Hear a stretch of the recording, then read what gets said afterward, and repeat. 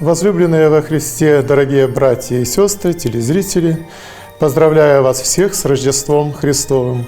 Христос рождается, славите, Христос с небес встречайте, Христос на земле возноситесь, и веселье воспойте люди, яко прославися.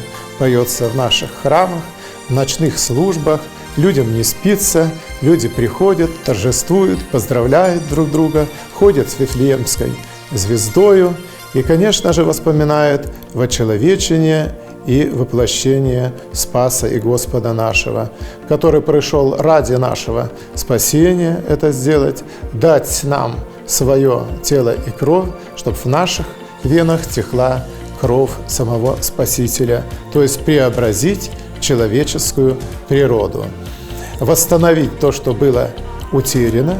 Ведь сейчас не секрет, и нам это очень наглядно, что идет процесс расчеловечения. Уж неимоверные, страшные общественные организации навязывают общественному обществу свое мнение, и бывает так, что 90% нормального населения одно мнение держит, а как это 5-10% совершенно обратно, но навязывается. То есть идет расчеловечение.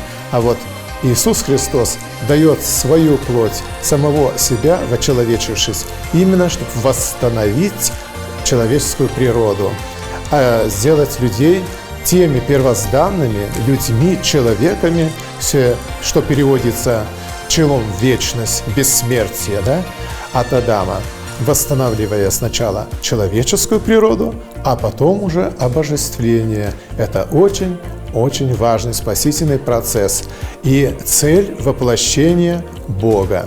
Конечно, это не может нас не радовать, поэтому мы встречаем Рождество, радуемся. Особенно это как-то связано с детскими праздниками и елками. Конечно, приращивается участием большинства количества взрослых людей. И я желаю вам всем в Рождество и в Новолетие ощутить эту благодатную помощь пришествия Господа и Спаса нашего Иисуса Христа. С праздником, дорогие мои! Пусть Господь помогает вам в это судьбоносное, трудное время. Имет ян оцелы тынды, эн ящекет каде. Боже вам всем благословение! Христос рождается! Встречайте!